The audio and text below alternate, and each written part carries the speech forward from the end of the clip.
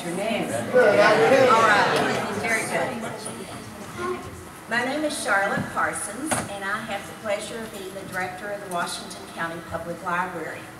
And it will not bother me in the least if all of you Washington County residents go home and make a call to your supervisor and tell them that we need more room for presentations like this.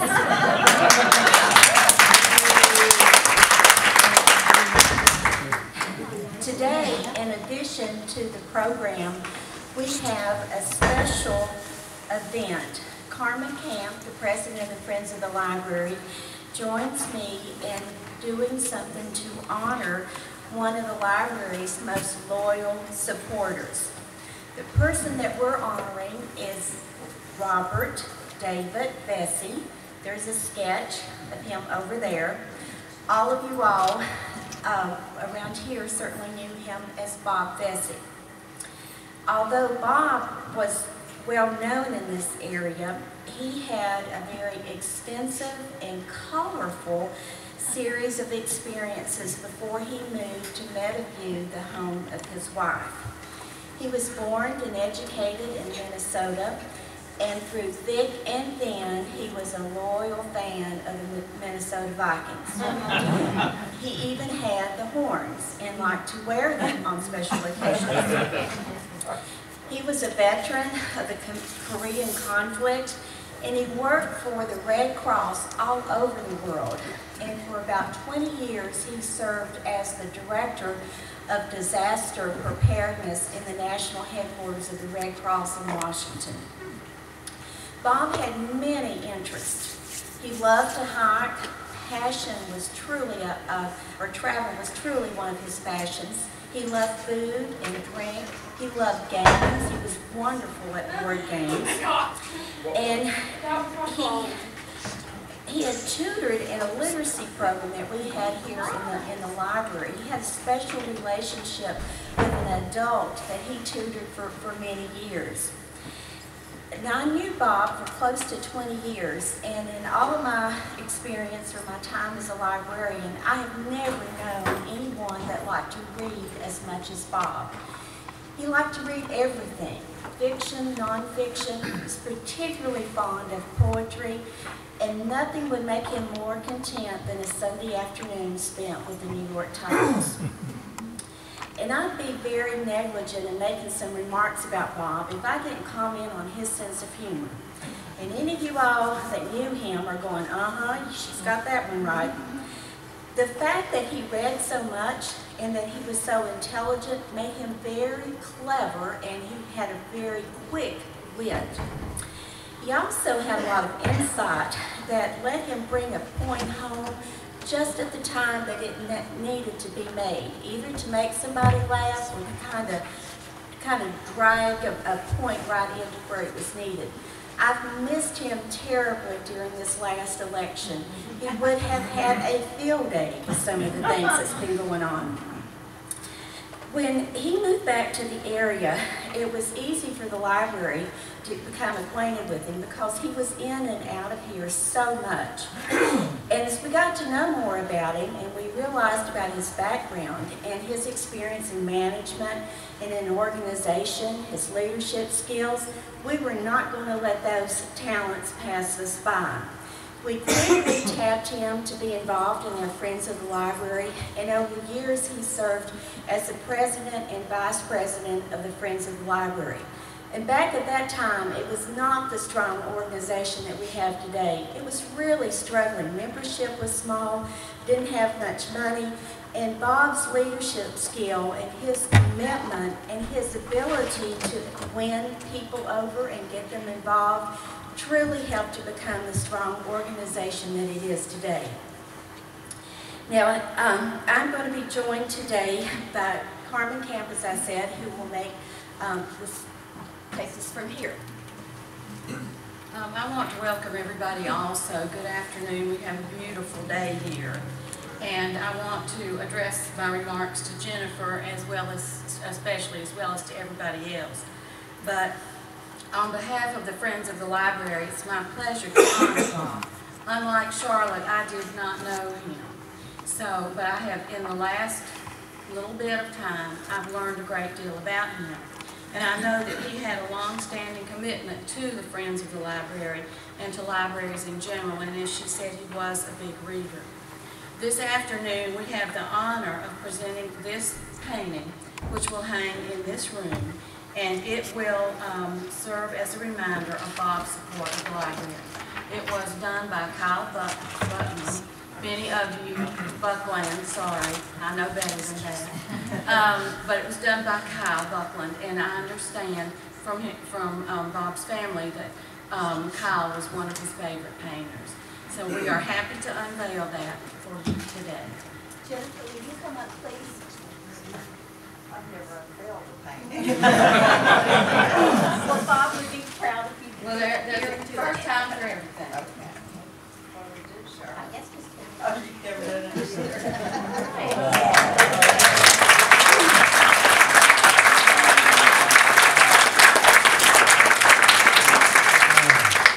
As Carmen said, Kyle was one of Bob's favorite artists, but he loved the library so much. It was so nice of us to be able to have a very nice picture of this library and be able to hang it in this room. That back leg. Okay, I'm going to move the whole thing. Okay, so thank you all. Yes.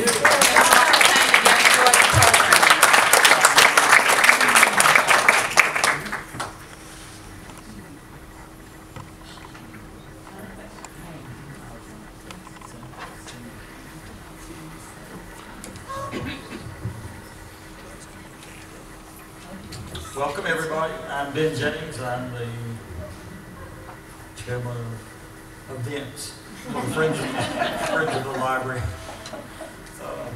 I know most of you, and I know most of you know Charles Vess, so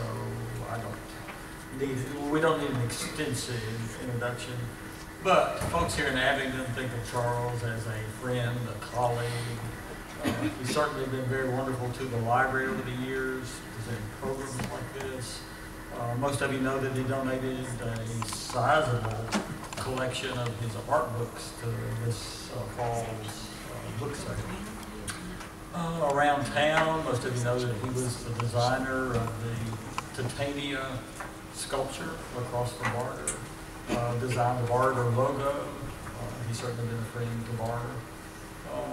William King, this book is partially because of his involvement with William King. He'll tell you about that. He's been a resident artist there and an exceptionally good friend of the museum. He's designed posters for the festival, designed posters for AAME anniversaries. Most of you know that I'm the co-editor of A Magazine for the Arts, and this week the cover is a new image. I didn't know that. You must have contributed. I didn't think I'd do the magic of going out there. And there's a wonderful feature profile written by Leslie Grace, who's the writer for the magazine. So the Abingdon, greater Abingdon community obviously is very blessed by having Charles Vess here. On a national level, I mean, some of us know the international standing that Charles has. He's involved with Fair Magazine, but I remember being somewhere, like in China. Mary and I did lots of foreign travel, and just mentioning Abingdon, Virginia, someone said, "Oh, that's where Charles Vess lives." So, you know, he obviously has an international reputation as beginning as a comic artist and now as a fantasy artist and illustrator. Most of you know he's a friend of Neil Gaiman, one of the leading fantasy writers in the world. He knows all of these famous writers and poets that he's going to be talking about here. And we have something to come back in a year to celebrate. He's illustrating, working hard currently on illustrating the collected or complete collected stories of Ursula Le Guin, who's one of the great world authors. So welcome, Charles Vess.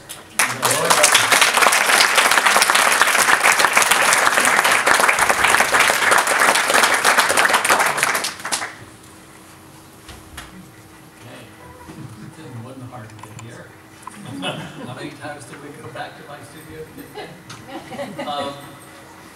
About 2 summers ago, I had an exhibition at the William King, if anyone went there. I had a lot of artwork, but I also painted a 12-foot by 150-foot mural on the walls of the gallery that the art was in, and that was painted over at the end of it. The idea was that it was my gift to people that made the effort to get there to see the show. I've done that in my own life where I've done specific amounts of work and traveled, say, to London or whatever to see a painting, and seeing it in real life and knowing the effort I made to get there really made it more and very special to me. So I wanted to give that back to people. I have worked with that to put it into this book. This is the exhibition at the William King, not through a conscious effort, but just sort of started happening with, I connected my paintings with other people's poetry and writing, and the response to that was really astonishing. It was amazing. So I thought to myself, well, I'd like to do more of that. I'd like to do a whole book. And I also wanted the book out comparatively soon, so I went to a small publisher, Fairy Magazine, people that I knew. There's a publisher, a editor, and a art director, and that's it. That's at that magazine.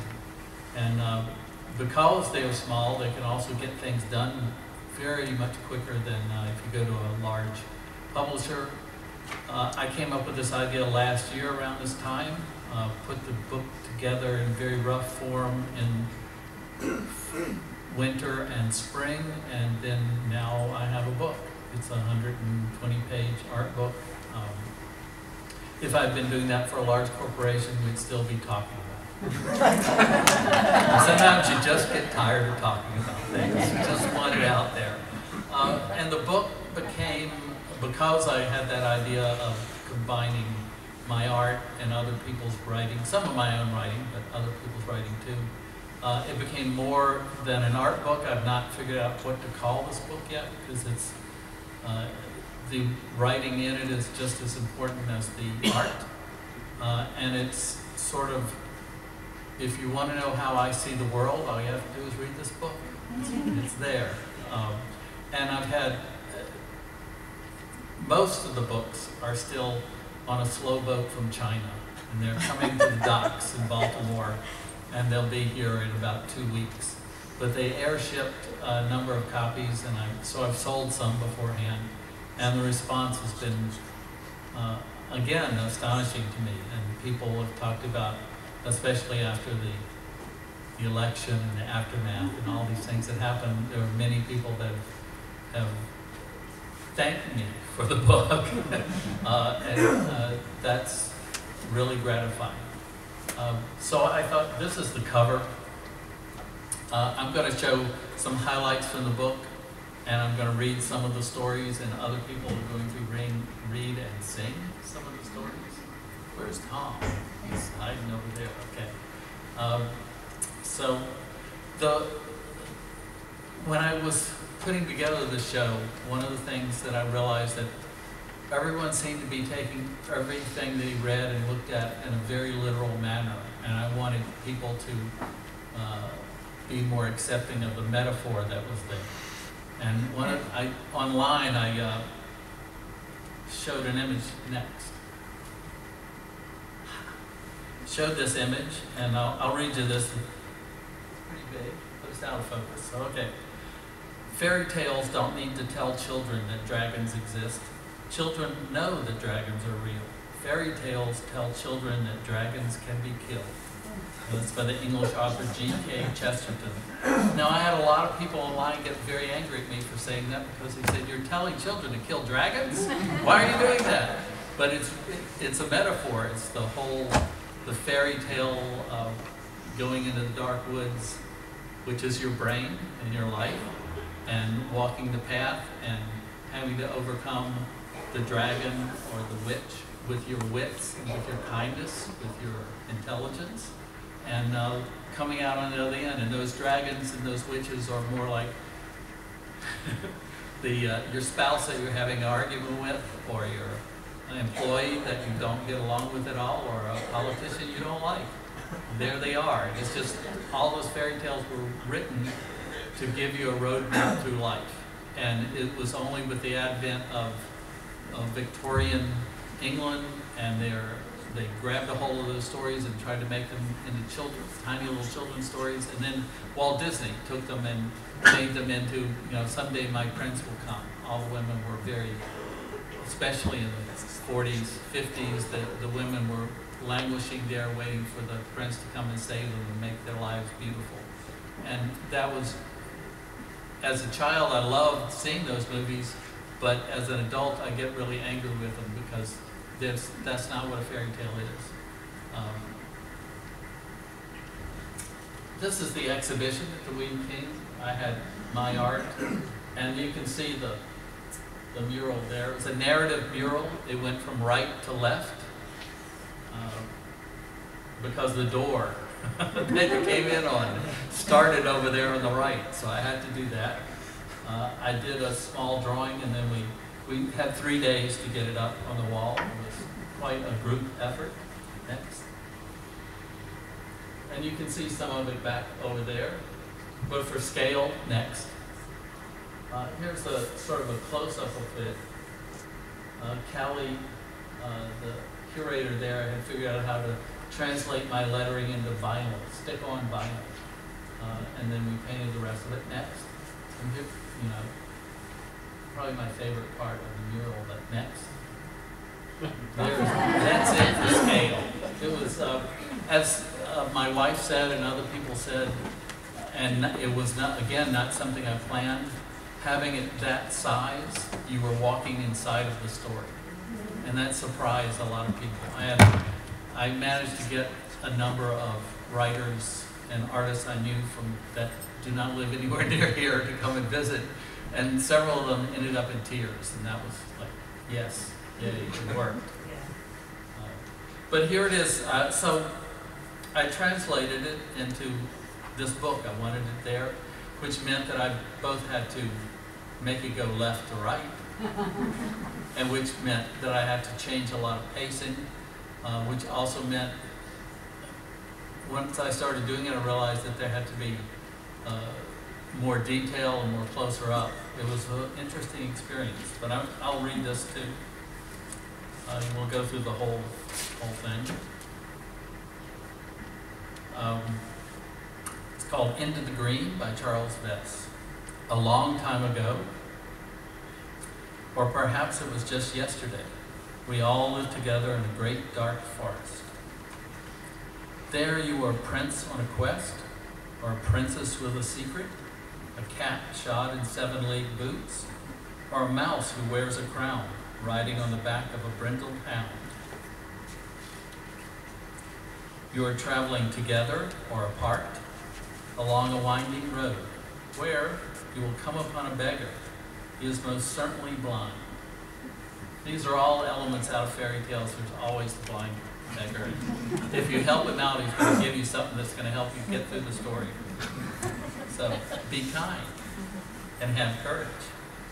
If you choose to do so, you will sit down beside him, and out of kindness, share what food you have. In return, he will gift you with something: a boat that can fly over land, a sword, a book. Whatever you need to overcome, whatever it is that you will soon confront in the deep heart of that dark wood, a wood that surrounds us all every day of our life. A giant, a witch, an unloving spouse, or an uncaring boss. It does not matter which, you will meet him there. And if you do not stray from the path, you will vanquish them all. Next. But be warned, the sharp branches of the wood will catch at your thoughts and twist them toward despair if you let them. In one day, or perhaps in forever in a day, soon or not, you will come to a tower. Inside it is that which you seek. There, in the heart of the wood, you'll find yet another heart. It is your own. And with it held beating in your hands, you'll be able to make your choice.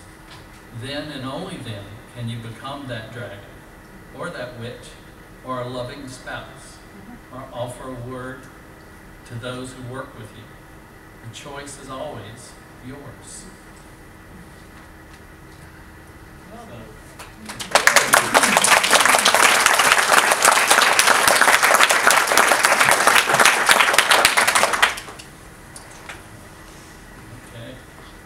So the other thing I wanted to do for today was I invited some friends here to come and read some of this poetry, so you wouldn't hear me babbling on and on and on and on. But I think we're going to start, because I want to end with spring.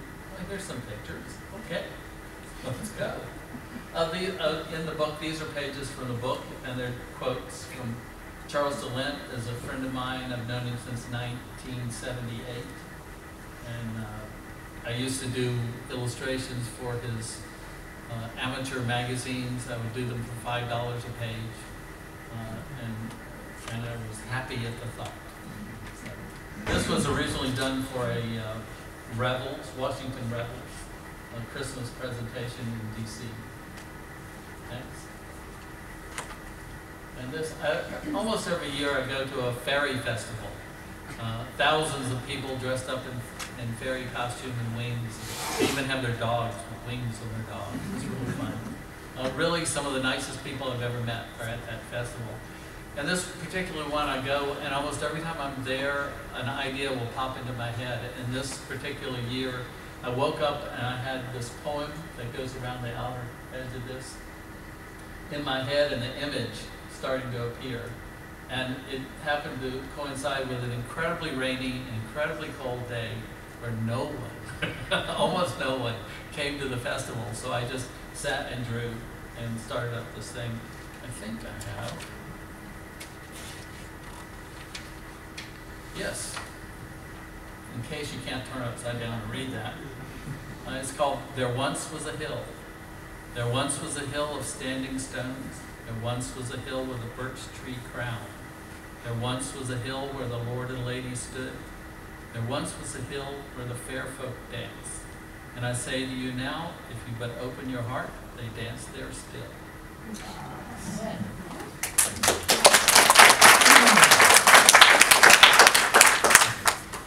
Next. Okay, I don't know what's next. I did this last week, but I forget.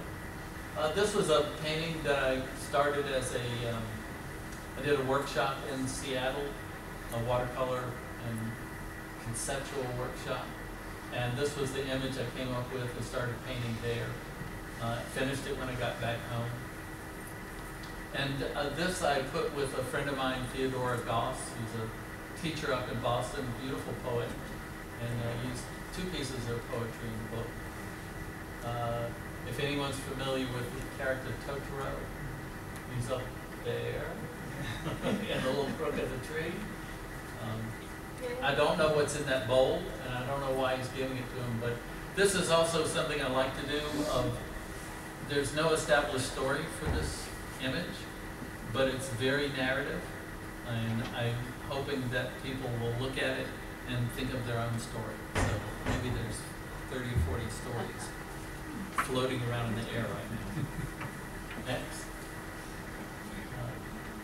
Another piece that's in the book. I think it's just, there's no text with this. Okay. How'd you know that? Next. And this is something, I found this in a magazine 25 years ago, and I've loved it ever since. And I don't have this printed out, so you'll just have to buy the book and read it. This is a painting I did for myself. It's 4 by 8 foot in size. And I paired it with a friend of mine, Terry Windling, a beautiful long poem called The Night Journey. It has my nephew in there riding on top of that fawn. And somewhere over there on the right is Totoro again. Next. another piece.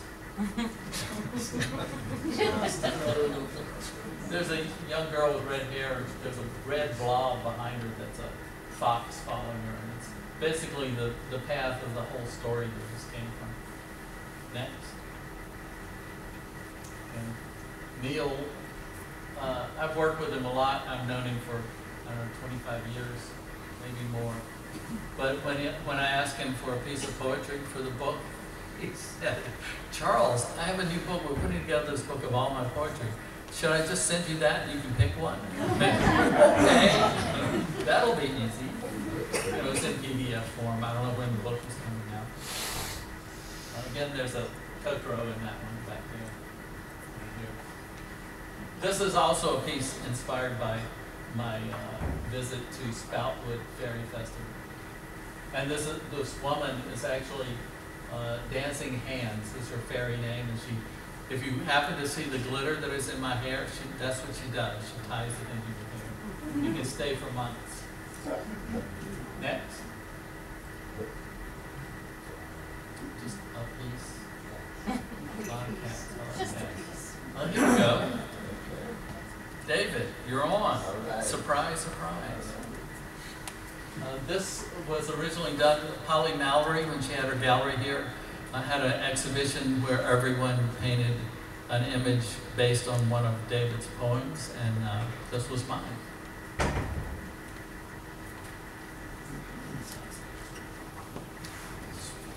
It's with great pleasure that I share this, and as Charles said, Polly Mallory, when she had her gallery, had asked a variety of artists to respond to this poem, Blossoms and Blooms. On the waft of the morning mist, the morning dew freshens the day as birds' morning songs jumble in a boiling pot of notes. The heavy sweet scent of lilacs bloom takes me to where I once lived, and the white four-petaled flower on gnarled limbs takes me to the dogwood days of my youth. Daytime descends where limbs lace and treetop branches brush the blush of the evening sky. As moments turn to days and seasons to years, memories remain of life past and past. What's ahead when the blossoms and blooms will once again sweeten my nose and caress my eye, and sunrise and moonset look in the morning sky.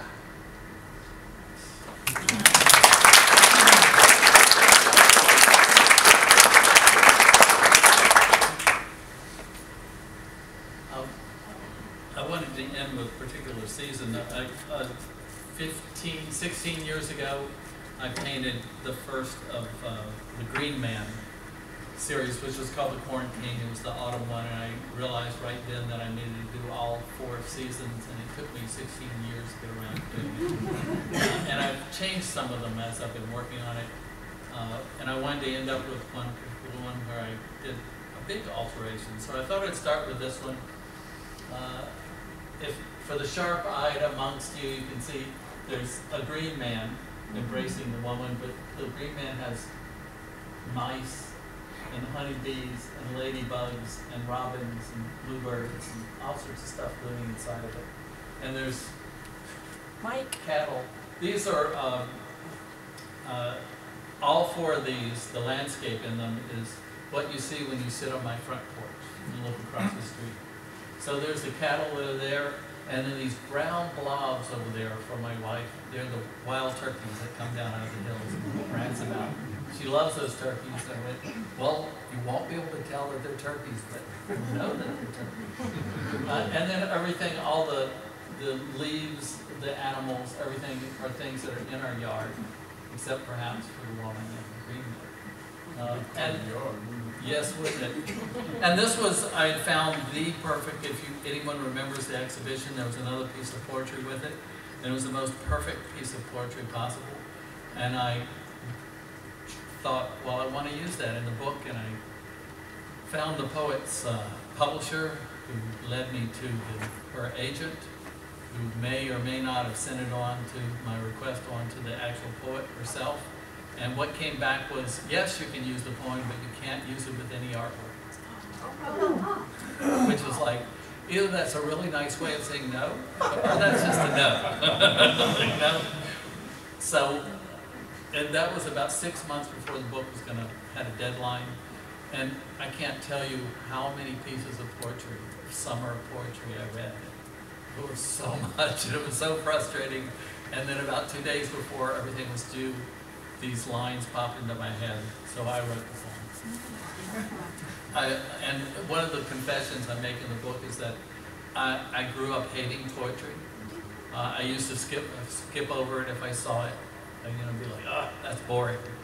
When I read the Lord of the Rings books, I skipped over every bit of poetry in there and all that. But as I've gotten older, I've realized that it's a wonderful literary form, and it's you can really get close to talking about beauty in poetry, and beauty is sadly lacking in the world. So here we go. This is my poem called Summer. I will go now into the wood, into the green, green wood, and seek there something rich and strange, fecund with life. All there in that wood praise the sun, the light, the rain, the breeze that carries seed to mate with earth, settling under layers of rot, of mold, of leaf wrack, to be reborn as fruit and flower, briar and thorn, berry and nut, all silently trumpet their heaving, tangled desire for life, as do I, as do you, as do we all.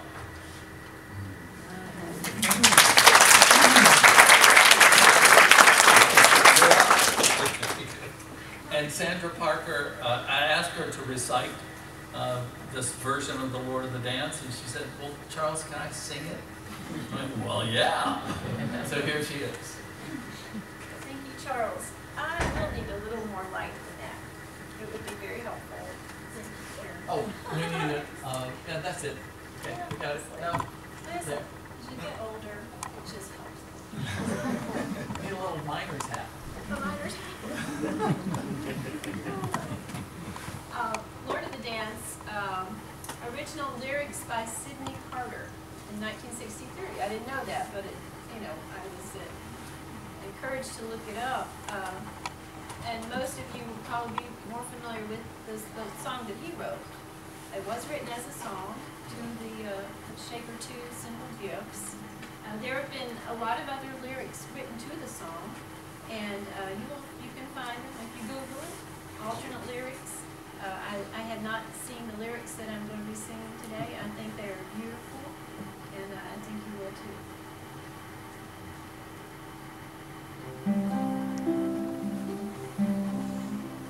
I danced in the morning when the world was begun. I danced under the moon and the stars and sun. I was called from the darkness by the song of the earth. I joined in the singing and she gave birth. Dance, dance, whatever you may be. I am the Lord of the dance. And I live in you, and you live in me, and I lead you on the dance beneath. I sleep in the kernel, and I dance in the rain. I dance in the wind, and through the waiting rain. And when you cut me down, I care nothing for the pain. In the spring, I'll be Lord of the dance again.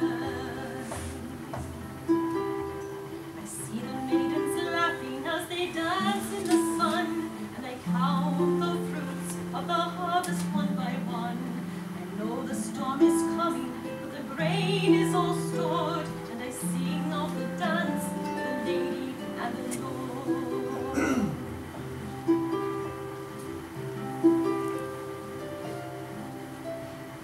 Dance ever slower as the leaves fall and spin, and the sound of the horn is the wailing of the wind. The earth is wrapped in stillness, and we move in a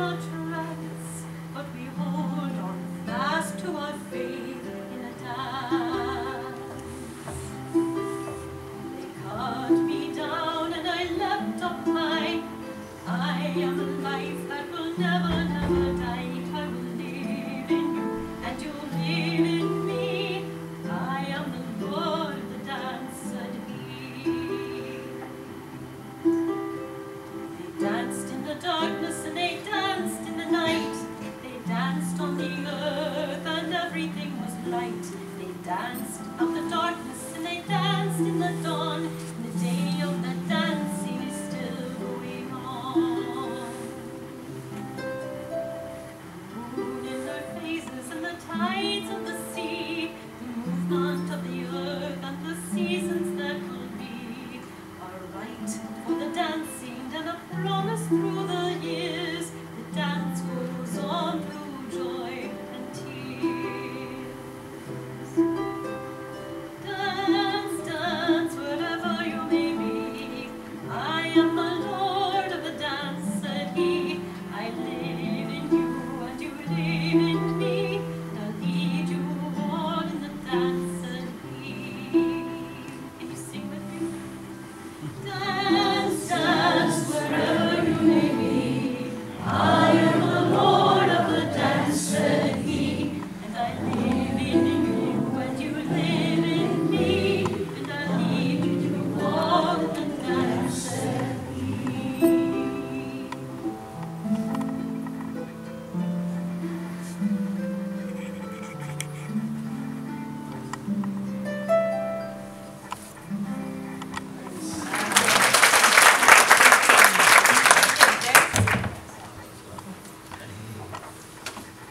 Sandra Parker.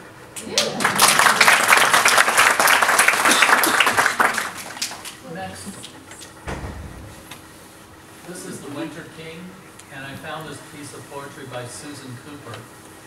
And if anyone is familiar with children's literature, back in the early 70s, she wrote 5 books in a series called The Dark is Rising. And they're beautiful, beautiful books, especially the book that is individually called The Dark is Rising. And I'd always been a fan. I've done paintings based in stories from those books.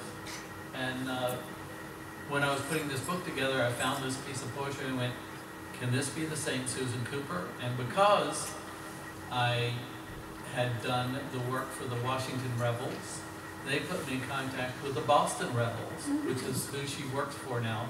She's retired, she's English, but married to an American, lives somewhere near Boston. And I was able to get her email and asked her and waited as patiently as I possibly could to listen to hear back from her. And she said yes, so that made me really happy. I think it's a beautiful poem, and we have the wonderful Gwen Hawksworth here to read it.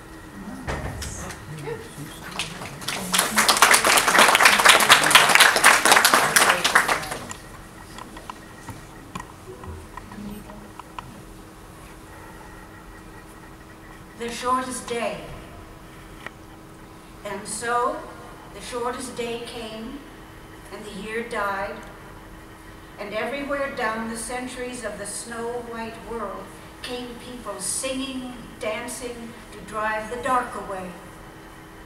They lighted candles in the winter trees.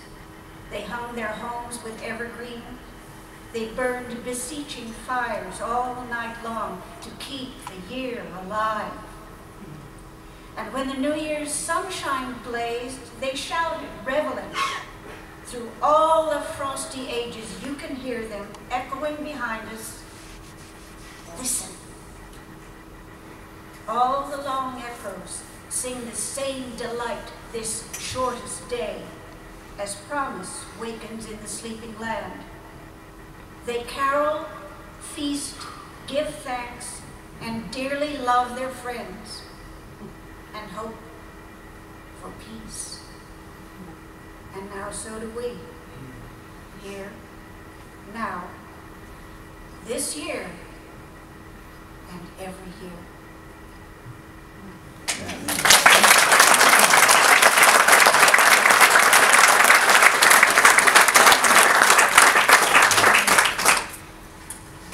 So this next one. This is the way it was in the exhibition. I've done some alteration, which you'll see after Tom reads this. But, this again, this was spring, the Prince of Spring. And and there's the field across from our house and all the various things that are in our yard.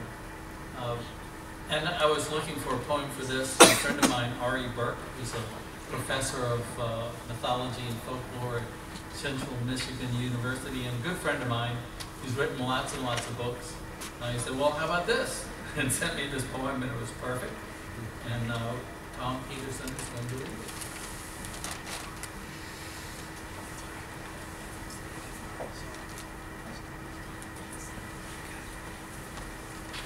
And this is simply titled The Garden by Ari Burke. From the first days, we were gardeners. Even before we became aware of what was man and which was woman, we were all husbands of earth. From these first days, we came to know that when God showed love to earth-fast folk, he made them the gift of a garden. And so those who still work the earth know, keep a garden and see the world with love. When we see the world with love, spring and Eden come again. And thrice blessed is the soil amended by the holding and turning of joined hands. Nothing need be wasted. Even eggshells, coffee grounds, last night's salad. All will come to riches, sifting memory into the loam. The garden of the world holds all the fruits and flowers, nettles and thistles. Petal and thorn it goes. The figures of plants, their leaves and lives, show us the world made small. For what they need, we need. Light and air, sustenance and care. The garden is our own selves, a greening vow between us and the world. Recall the hope of spring and the hopefulness that attends all things framed by season. And though the ground lie fallow, through a winter of distraction, through pest or through drought, remember spring and see the world with love. For then, rising from its sleeping roots, your vow is restored, lives and breathes, becomes a child again, glad to feel the sun upon its face at dawn.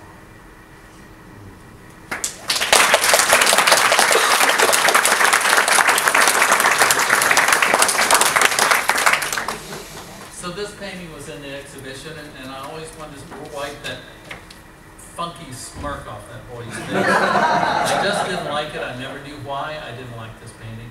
It bothered me for the best part of a year, and it wasn't until I picked up this book, finally got a copy of it to look at, and leafed through the whole book, and realized there were just too many white faces staring back at me.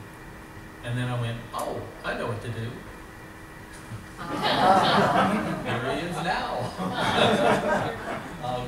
And I really like the face better, and I like all of it better. So,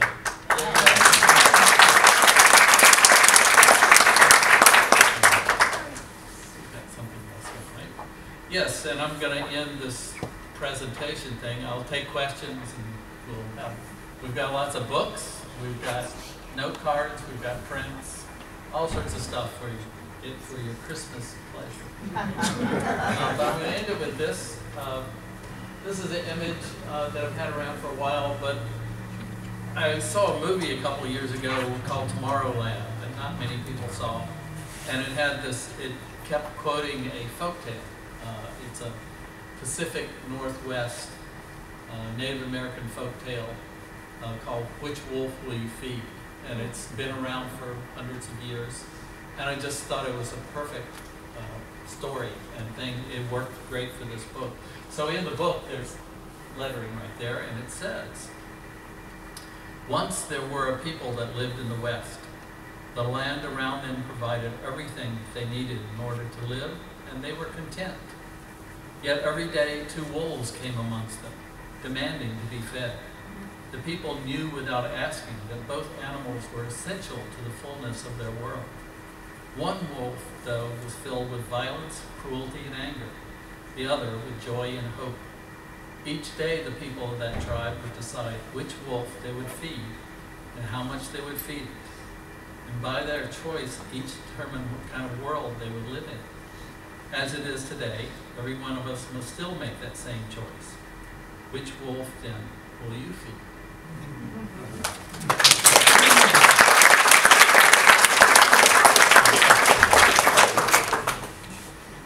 Let me go back. No. Cut it off. Art files, no. Or just cut it off.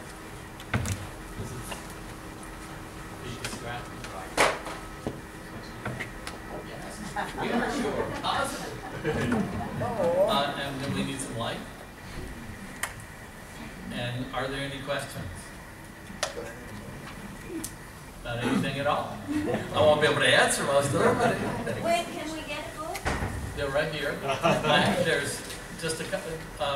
Most of the copies, like I said, are still coming on the slow boat from China, but we have these copies, and you have to understand that I should have sent these copies to the contributors, but I realized that if I did, I would not have any books here with me, so they're here. Yes? Tell us about the project with Ursula Le Guin.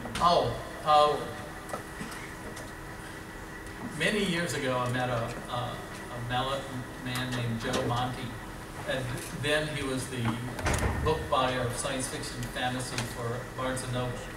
And he became an editor for a while, and then he was quitting and becoming an agent. He became my agent for a number of years, and now he's the executive editor of his own imprint called Saga. And he had this idea, he wanted to, there are 6 books in this series by Ursula K. Le Guin, and they were written over about 45-year time period.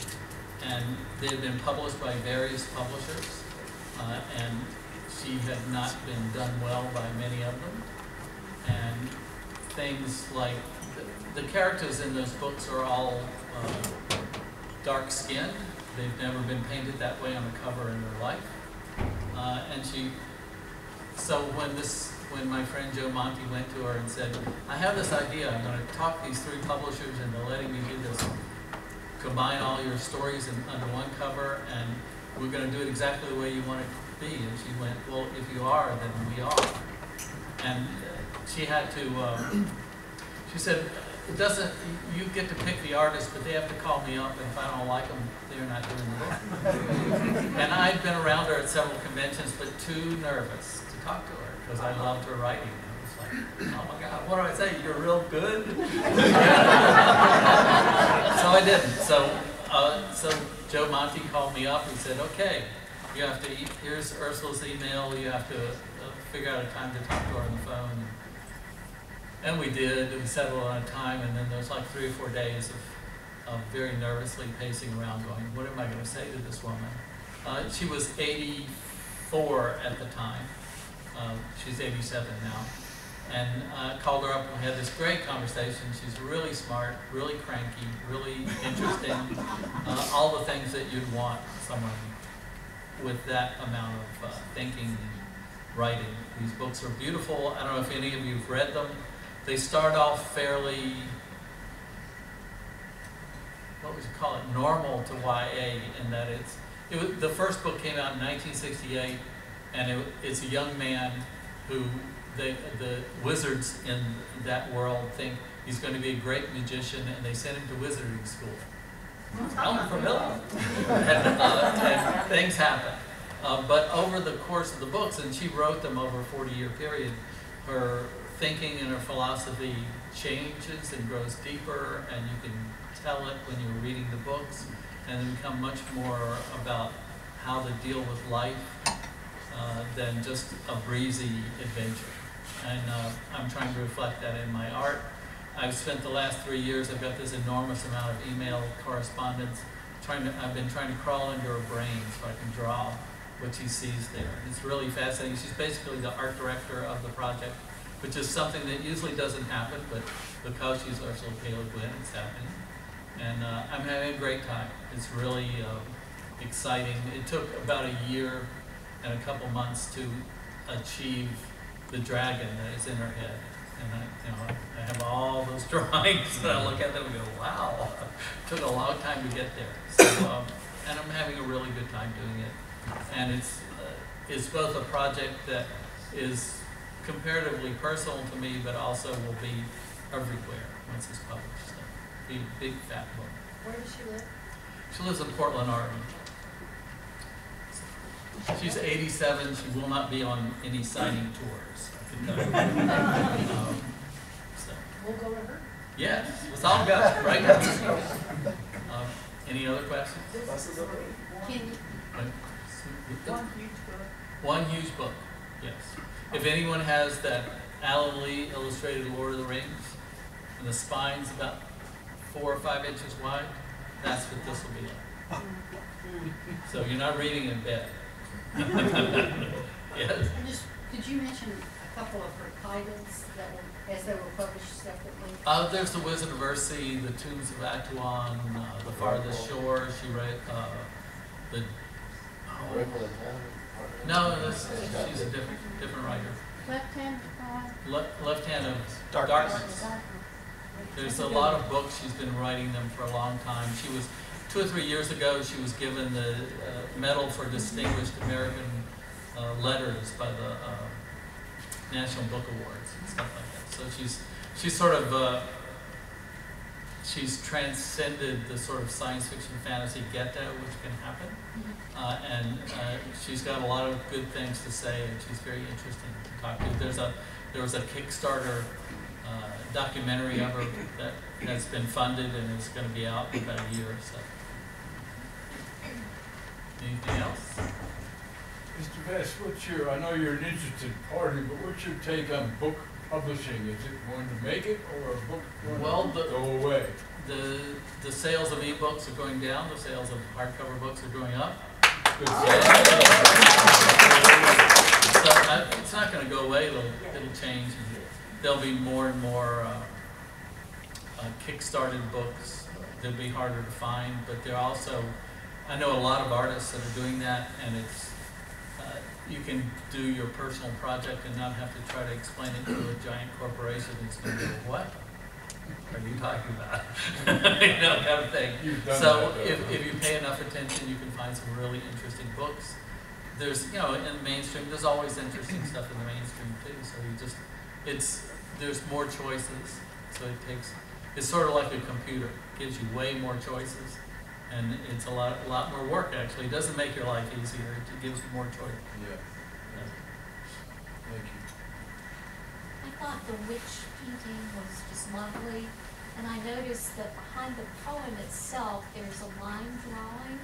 Yes. And the witch has hands in lap, one arm over the other. In the painting, a different It's the same. arm. No, it's the same. It looks like a different arm. No, it's just over faded the out. other. It is just that painting flipped. It's definitely flipped. Yeah. Okay. I So thought that's you the made same. a conscious decision to switch off. No. Yes. How much is the book? It's $35. And I'll be happy to sign them and all that kind of stuff. Yes. I've been, some of you know, I've been trying to write and more novels, and I've got one that I just finished. I had a number of Ellen Clages and various people read it and give me some notes, and I've done that, and I'm very happy with what's there. And right now, my friend Holly Black is reading it. I want to see what she has to say.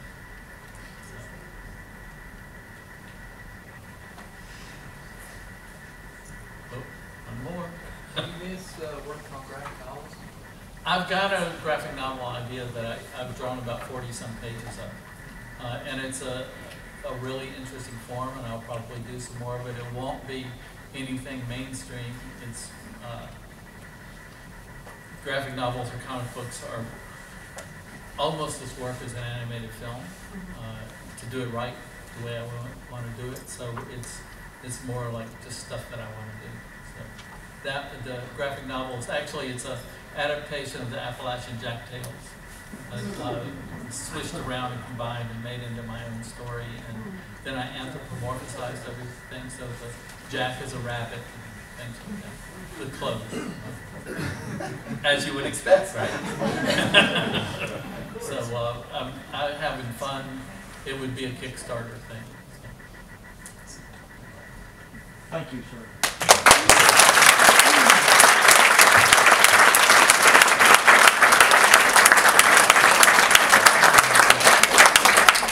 To put some order on what's going to take place next, sir. The lines for the form here, Steve and I are going to move this stuff out of the way. Wait a second. Steve can come up with so the line will form back this way and then go down this aisle, because here will be revelry and reception.